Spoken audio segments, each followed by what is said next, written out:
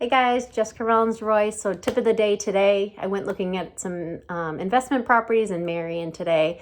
And I had spoken with my friend at Striler Home Inspections, and he just gave me some tips to kind of look at when I was there because I already had questions and concerns after seeing the pictures. So the listing agent did say that there was, seepage of water into the basement that was remedied. And also they did have mold that was also remedied.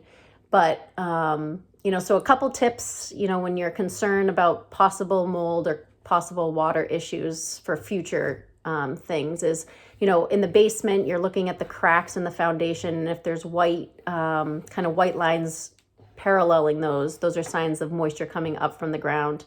This property did have French drains, which is a good thing when you have, an environment with moisture.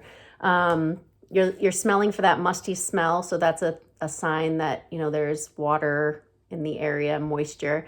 You want to check to make sure the gutters are aiming away from the house and that the extension tubes are kind of veering the water not towards the foundation.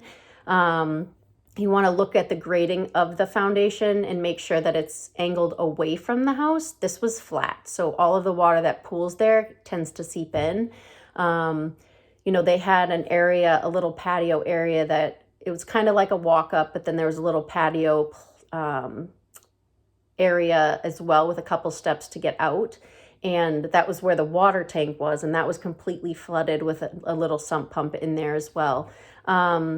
So there was a lot of, concerns, but those are little tips to look for. There was moss everywhere outside. So clearly it's a very high moisture area. There was a stream kind of around, almost like a moat, I think it is. And those are all a little bit concerning. There was an oak tree that literally just toppled over, and oaks, it's usually very difficult to just have an oak just tip right over.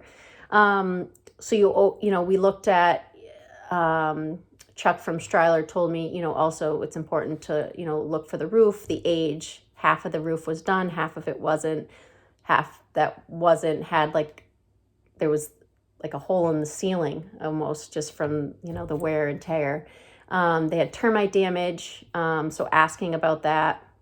Look at their heating system, the age, manufacturer, the water tank, age, manufacturer, electrical boxes. They already needed a new septic, which ranges you from 25 to 35 or more depending on the size of the property. But a couple tips for investment properties: know what you're going into. If you're planning on doing a renovation, you're going to expect costs, but hundreds of thousands of dollars.